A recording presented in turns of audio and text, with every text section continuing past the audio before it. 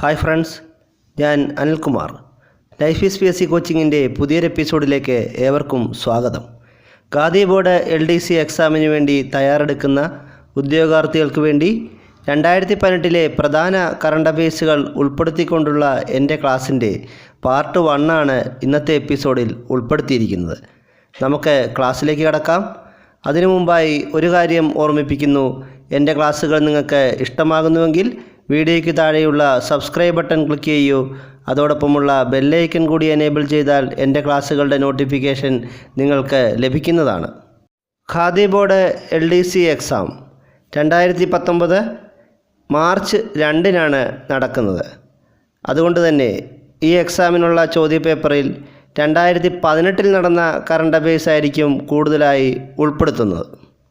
ഒന്നാമത്തെ ചോദ്യം, ലോക കേരള സഭയുടെ ആദ്യ സമ്മേളനം നടന്നത് എവിടെയാണ്? തിരുവനന്തപുരം. 2018 ജനുവരി 12-നാണ് ലോക കേരള സഭയുടെ ആദ്യ സമ്മേളനം തിരുവനന്തപുരത്ത് വെച്ച് നടന്നത്.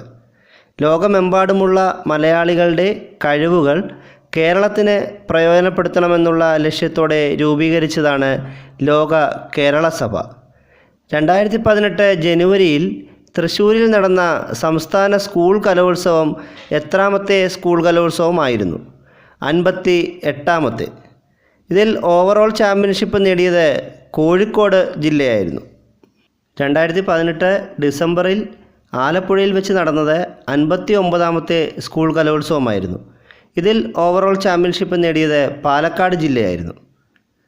2018 ജൂൺ 21-ന് ആരംഭിച്ച കേരള സർക്കാരിൻ്റെ 23 വകുപ്പുകളുടെ സേവനം മൊബൈൽ ഫോണിലൂടെ ലഭ്യമാക്കുന്ന മൊബൈൽ ആപ്ലിക്കേഷനാണ് കേരളം.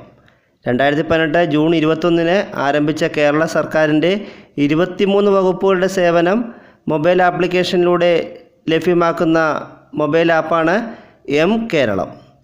ഏറ്റവും കൂടുതൽ പ്രവാസി മലയാളികളുള്ള രാജ്യം UAE ആണ്. ഏറ്റവും കൂടുതൽ പ്രവാസി മലയാളികളുള്ള രാജ്യം UAE. പ്രവാസി മലയാളികൾ ഏറ്റവും കൂടുതലുള്ള കേരളത്തിലെ ജില്ല മലപ്പുറമാണ്. മലപ്പുറത്താണ് ഏറ്റവും കൂടുതൽ പ്രവാസികളുള്ള കേരളത്തിലെ ജില്ല. കേരളത്തിൽ ഏറ്റവും കൂടുതൽ പ്രവാസികളുള്ള മുനിസിപ്പാലിറ്റി ഏതെന്ന് ചോദിച്ചാൽ അത് കോട്ടയമാണ്. കോട്ടയം മുനിസിപ്പാലിറ്റിയിലാണ് ഏറ്റവും കൂടുതൽ പ്രവാസികൾ ഉള്ളത്. കേരളത്തിലെ ഏറ്റവും കൂടുതൽ പ്രവാസികളുള്ള പഞ്ചായത്ത് കണ്ണൂർ ജില്ലയിലെ മാടായി പഞ്ചായത്താണ്.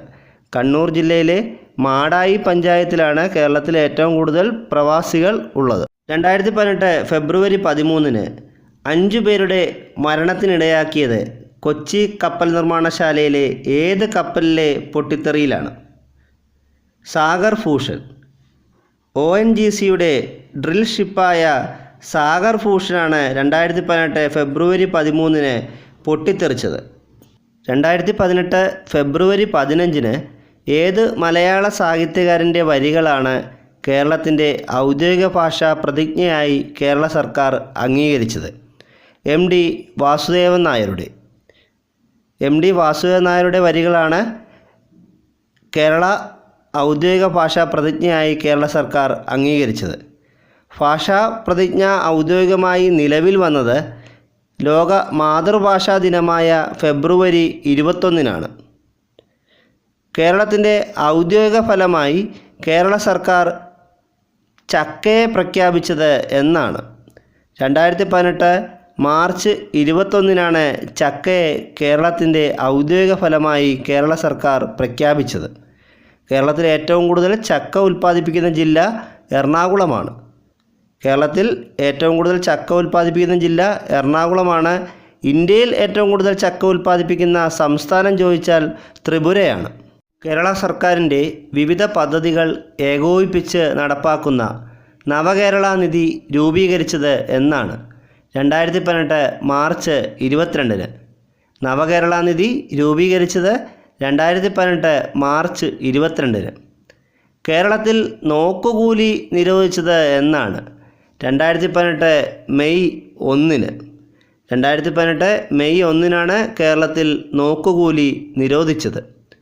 2018 ജൂൺ 1 മുതൽ കേരളത്തിൽ വ്യാവസായിക ആവശ്യങ്ങൾക്ക് ഉപയോഗിക്കുന്ന ഐസിന് നൽകുന്ന നിറം ഏതാണ്? നീല നിറം. 2018 ജൂൺ 1 മുതൽ കേരളത്തിൽ വ്യാവസായിക ആവശ്യങ്ങൾക്ക് ഉപയോഗിക്കുന്ന ഐസിന് നൽകുന്ന നിറം നീല നിറമാണ്. ഭക്ഷ്യസുരക്ഷാ അതോറിറ്റിയുടെ നിർദ്ദേശപ്രകാരമാണ് കേരളത്തിൽ വ്യവസായ ആവശ്യത്തിന് ഐസിന് നീല നിറം നൽകി തുടങ്ങിയത്. എന്നാൽ ഭക്ഷ്യവസ്തുക്കൾ സൂക്ഷിക്കാനും ആഹാരത്തിൽ ഉപയോഗിക്കുന്ന ഐസിനും നിറവ്യത്യാസം ഉണ്ടായിരിക്കുകയില്ല. ഐസിന് നിറഭേദം നടപ്പിലാക്കിയ ആദ്യ സംസ്ഥാനം മഹാരാഷ്ട്രയാണ്. കേരളത്തിൽ എവിടെയെങ്കിലും റോഡ് അപകടം ഉണ്ടായാൽ വിളിക്കുന്നതിനായി ഏർപ്പെടുത്തിയ നമ്പരാണ് 9188100100 91 88 100 100 എന്ന നമ്പറിലാണ് കേരളത്തിൽ എവിടെയെങ്കിലും റോഡ് അപകടം ഉണ്ടായാൽ വിളിക്കുന്നതിന് ഏർപ്പെടുത്തിയ നമ്പർ. ടൂറിസം വികസനത്തിനായി സ്വദേശ് ദർശൻ, പ്രസാദ് എന്നീ കേന്ദ്ര പദ്ധതികളിൽ ഉൾപ്പെടുത്തിയ കേരളത്തിലെ സ്ഥലങ്ങളാണ് മലയാറ്റൂർ, ചേരമാൻ, ശിവഗിരി. ടൂറിസം വികസനത്തിനായി സ്വദേശ് ദർശൻ, പ്രസാദ് എന്നീ കേന്ദ്ര പദ്ധതികളിൽ ഉൾപ്പെടുത്തിയ കേരളത്തിലെ സ്ഥലങ്ങളാണ് മലയാറ്റൂർ, ചേരമാൻ, ശിവഗിരി. 2018 മെയ് 31 നടന്ന ചെങ്ങന്നൂർ നിയമസഭാ ഉപതെരഞ്ഞെടുപ്പിൽ വിജയിച്ചത് സജി ചെറിയാനാണ്. LDF സ്ഥാനാർത്ഥിയായിരുന്ന സജി ചെറിയാനാണ് 2018 മെയ് 31 നടന്ന ചെങ്ങന്നൂർ നിയമസഭാ ഉപതെരഞ്ഞെടുപ്പിൽ വിജയിച്ചത്. കേരള കാർഷിക സർവകലാശാല 2018 മെയ് മാസം പുറത്തിറക്കിയ പുതിയ വിള ഇനങ്ങളാണ് വിശാൽ. വിശാൽ വെള്ളരിയുടെ ഇനമാണ്. മറ്റുള്ളവയാണ് ഉത്തമ. ഉത്തമ മരച്ചീനിയുടെ വിള ഇനമാണ്. അതുപോലെ PV3, PV5 എന്നിവ ഏലമാണ്.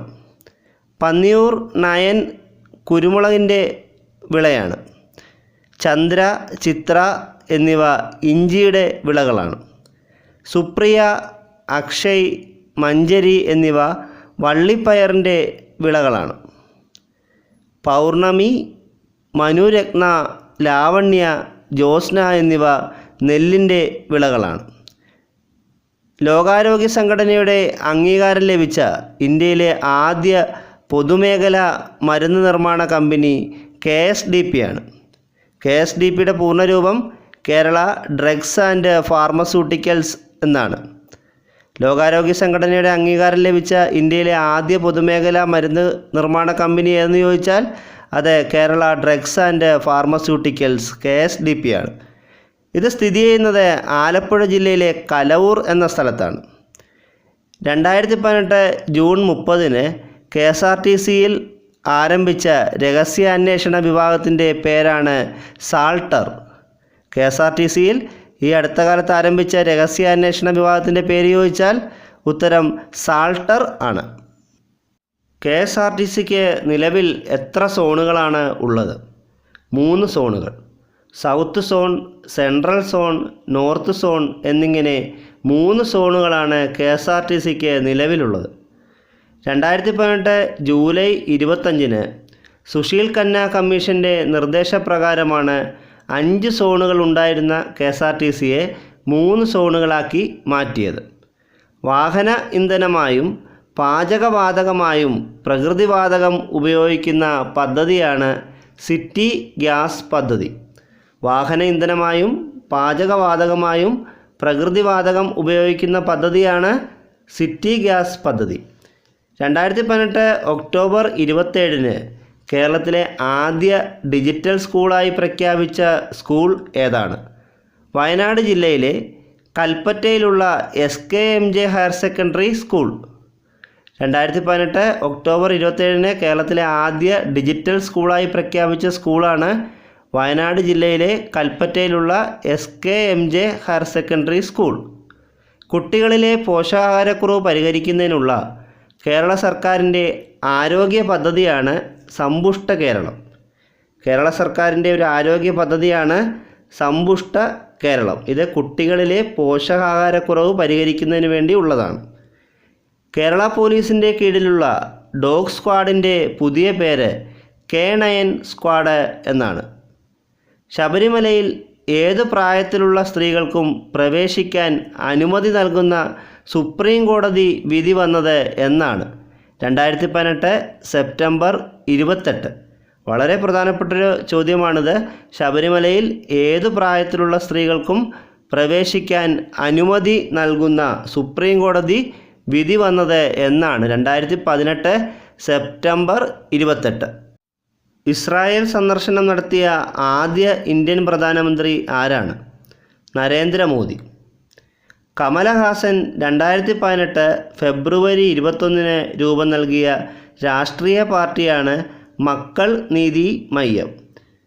കമലഹാസൻ രൂപീകരിച്ച രാഷ്ട്രീയ പാർട്ടിയാണ് മക്കൾ നീതി മയ്യം. ത്രിപുരയിലെ മുഖ്യമന്ത്രി ബിപ്ലവ് കുമാർ ദേവാണ്.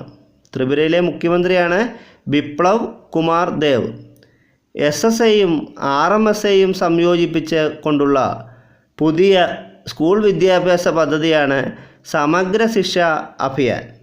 SSAയും RMSAയും സംയോജിപ്പിച്ചുകൊണ്ടുള്ള പുതിയ സ്കൂൾ വിദ്യാഭ്യാസ പദ്ധതിയാണ് സമഗ്ര ശിക്ഷ അഭിയാൻ. വനിതാ നാവികർ മാത്രമായി ലോകം ചുറ്റിവന്ന ഇന്ത്യയുടെ ആദ്യ പായ്ക്കപ്പലാണ് INSV തരംഗിണി. വനിതകളായ നാവികർ മാത്രം ലോകം ചുറ്റിവന്ന ഇന്ത്യയുടെ ആദ്യ പായ്ക്കപ്പലാണ് INSV തരംഗിണി. GST കൗൺസിലിൻ്റെ അധ്യക്ഷൻ അരുൺ ജെയ്റ്റ്ലിയാണ്. കേന്ദ്ര ധനകാര്യമന്ത്രിയായ അരുൺ ജെയ്റ്റ്ലിയാണ് GST കൗൺസിലിൻ്റെ അധ്യക്ഷൻ. ഇന്ത്യയിലെ ഏറ്റവും നീളം കൂടിയ റെയിൽവേ ടണൽ പീർ പഞ്ചൽ റെയിൽവേ ടണൽ ആണ്. ജമ്മു കാശ്മീരിൽ സ്ഥിതി ചെയ്യുന്ന പീർ പഞ്ചൽ റെയിൽവേ ടണലാണ് ഇന്ത്യയിലെ ഏറ്റവും നീളം കൂടിയ railway tunnel. Khadi board LDC എക്സാമിന് ചോദിക്കാൻ സാധ്യതയുള്ള കൂടുതൽ കറണ്ട് അഫയേഴ്സുകളുമായി ഞാൻ വീണ്ടും വരുന്നതായിരിക്കും. എൻ്റെ ക്ലാസ്സുകൾ നിങ്ങൾക്ക് ഇഷ്ടമാകുന്നുവെങ്കിൽ ചാനൽ സബ്സ്ക്രൈബ് ചെയ്യൂ, ഷെയർ ചെയ്യൂ. Thank you.